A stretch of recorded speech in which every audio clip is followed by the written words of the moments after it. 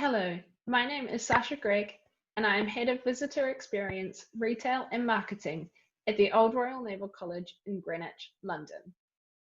In this talk, I'm going to outline the journey we have been on since March 2019 to evolve our visitor offer following the completion of our National Lottery Heritage funded Open Conservation project.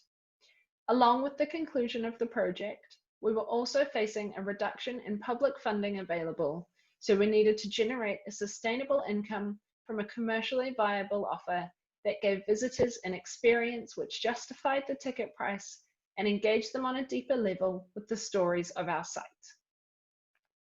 To give you some context, if you aren't familiar with the Old Royal Naval College, we sit at the heart of the Maritime Greenwich World Heritage Site in London, right on the banks of the River Thames. We are home to 500 years of history, featuring a rich cast of iconic figures that span royalty, military, art and architecture. And while the impressive buildings one sees today were built in the late 17th century as the Royal Hospital for Seamen on the mandate of Queen Mary II, the grounds were also home to Greenwich Palace, the birthplace of Tudor royalty, King Henry VIII and Queen Elizabeth I. Despite our long and storied history, however, we are relatively young as a visitor attraction. Our reimagined visitor offer that welcomes visitors from all around the world was launched only in March last year, marking the end of a 2.5-year project to clean and conserve the Painted Hall, and with it, we opened new spaces to the public, launched new tours and a fantastic multimedia guide, created new interpretation elements, and introduced our ticket and annual pass. For anyone who hasn't visited, our visitor experience spans 4 main areas.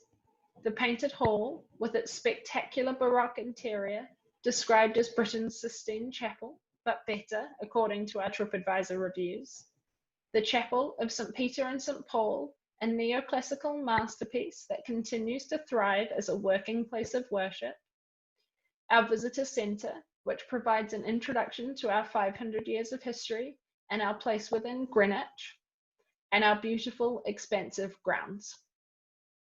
We have staff and volunteers that work across all of the areas to welcome and engage with visitors, and each plays an important role in creating an overall experience for our audiences. In many ways, our visitor experience journey goes back to 1998, when the Greenwich Foundation took over the site from the Ministry of Defence and opened it up to the public. However, today I will just focus on the last couple of years. During the conservation of the Painted Hall, we opened up access to the scaffolding that the conservators were working on and ran tours to get visitors up close and personal with the paintings on the ceiling. Between April 2017 and September 2018, our tour guides led around 70,000 people up the 70 stairs to the top of the scaffolding and explained not just the stories of the painting and what they represent, but also the details of the conservation process and how artworks are cleaned and maintained. The Painted Hall ceiling tours were a once-in-a-lifetime experience and received excellent reviews from visitors who attended. So when it closed in late 2018 in preparation for reopening the newly conserved Painted Hall, we wanted to make sure we retained the elements that made it special and built them into our new visitor experience, while making sure they fit with the wider site offer and felt like one cohesive attraction. To do this, we started in perhaps the most obvious place, asking people what they thought of their experience. We had been running a visitor survey through the entire project, which was able to give us the answers as to the most important parts of the experience to carry over into our new offer, and also what we should be looking to improve to ensure we could meet the expectations of new and existing audiences.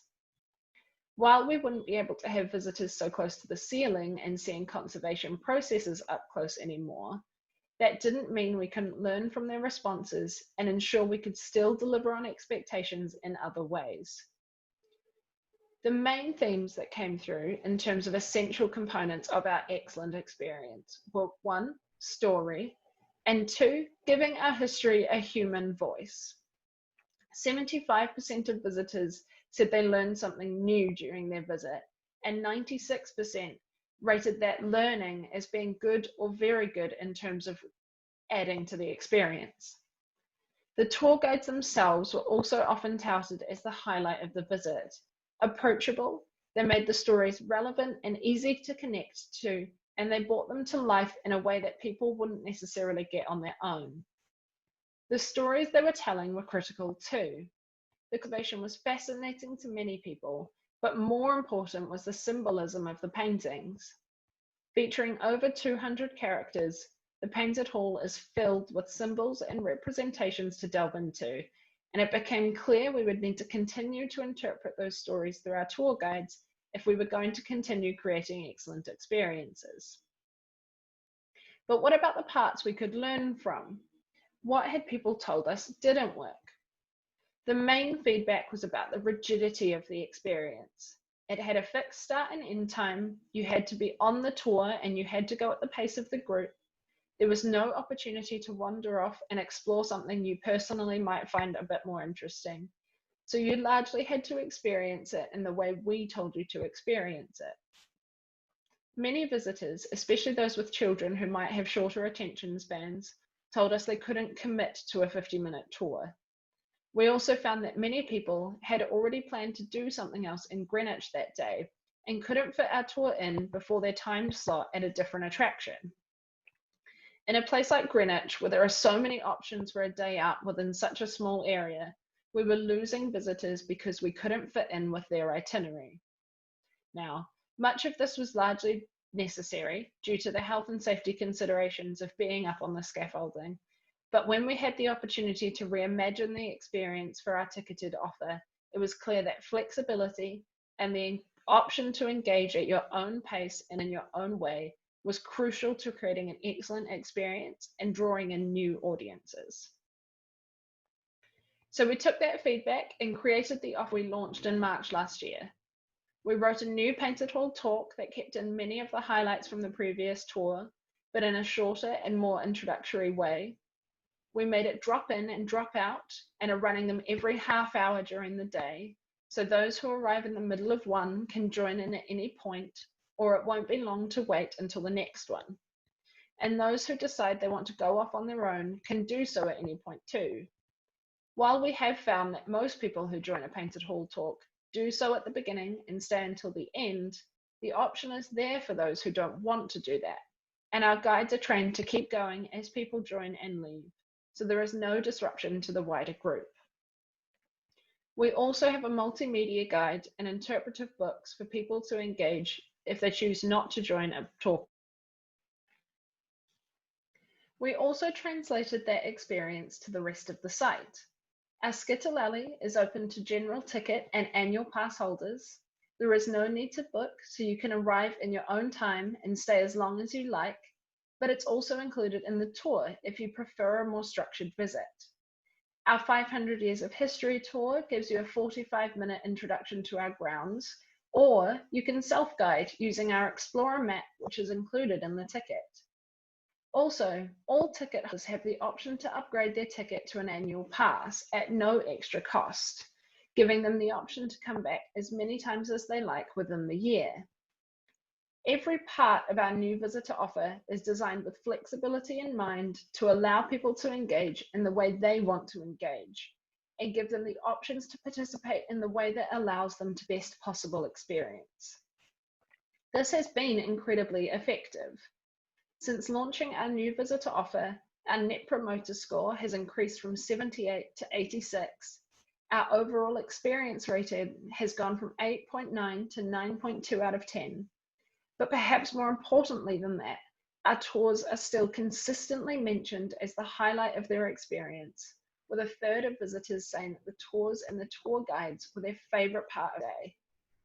In making our experience more flexible and allowing people to engage in their own way, we have actually allowed people to get more from their visit and feel justified in buying a ticket that allows them to visit as many times as they like and in the way that suits them. And perhaps my favorite statistic from our current visitor research is that 87% of our visitors say they feel happier after spending the day with us. Of course, as any visitor experience professional knows, the design of the offer is only half of the story, but it is equally, if not more important, to have the right people in the right places to engage with the visitors and make the experience special. As we developed our new offer, it also became clear that our teams and structure would also have to evolve if we were going to meet the needs of our new audiences and create excellent experiences. Ahead of reopening, we took the relatively brave and slightly radical step of combining our existing visitor experience, retail, and ticketing teams to create one unified visitor experience team that is responsible for engaging with our visitors across our 2 ticket desks, 2 shops, welcome roles in 3 buildings, and tour guiding. Our goal was not to reduce staff, and in fact, our team has grown significantly since March last year, but rather to use people more effectively and create a shared sense of ownership over the whole visitor journey. Where we previously had 3 teams of specialists, we had identified a number of staff whose skills were actually being underutilized. For example, our tour guides were fantastic at selling the tour to people. They knew why it was worth taking and were great at talking about those reasons, but it wasn't their job to sell the tour and they didn't get many opportunities to do so. We also had feedback from visitors and other staff that the different parts of the journey felt disjointed and the standards and approaches to visitor engagement were different depending on which team you were interacting with. By bringing it all together into one team, we have been able to create a more cohesive experience. All of our front of house staff receive the same training across tour guiding, retail and ticket selling, interpretation, and visitor welcome. Retail is also now a core part of the visitor journey, enhancing experience and more directly connecting with our stories because the people selling the products can also tell you the depth of the story behind them. And the whole team is able to feedback on all of our visitor touchpoints to keep us evolving and improving. By moving away from specialisms, we have actually been able to better harness the overarching skills of visitor engagement, storytelling, and sales across all areas of our visitor experience, and our team is more invested in the whole offer succeeding rather than just a little bit of it. Similarly, we made structural changes in the management of these teams to ensure the accountability and drive to keep evolving and improving our visitor experience was in the right place and had the right resources. Essentially, it comes full circle, where our visitors will act as an extension of our own marketing if we give them an experience that inspires them and motivates them to do so. Retail is also a key component of that, as the things that people buy with us are not just physical indications of the place they've been, but can also be important psychological extensions of the experience they've had on site. A souvenir can hold with it the emotions and memories from a visit long after the visit itself. By combining all of our front-facing areas into one, we have ensured a culture of ongoing feedback and dialogue to keep us evolving and responding to the needs of our visitors. Our marketing strategy informs the tone of the products we have in the shops. The people who engage with visitors every day on site have a direct voice on their behalf to inform how we should be speaking to them in our communications. All of our visitor research is conducted with an experiential and marketing lens, and so on.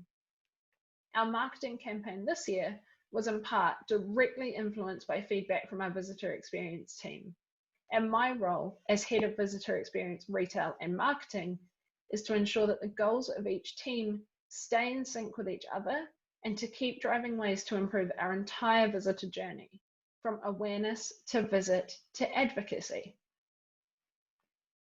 We have continued to collect feedback, both direct and indirect, since launching the new offer, and use the findings to inform small tweaks to our offer to ensure we're continuing to evolve the experience and meet the needs of our audiences.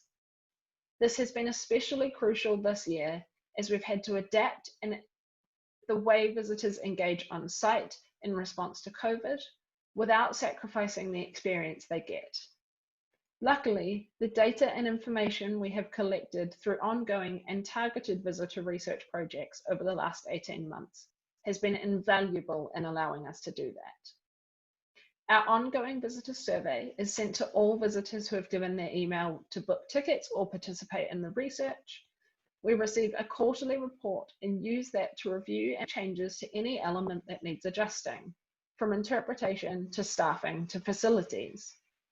The report is then shared with the entire organisation at our staff and volunteer briefings, so everyone can see the role that they play in creating an excellent experience.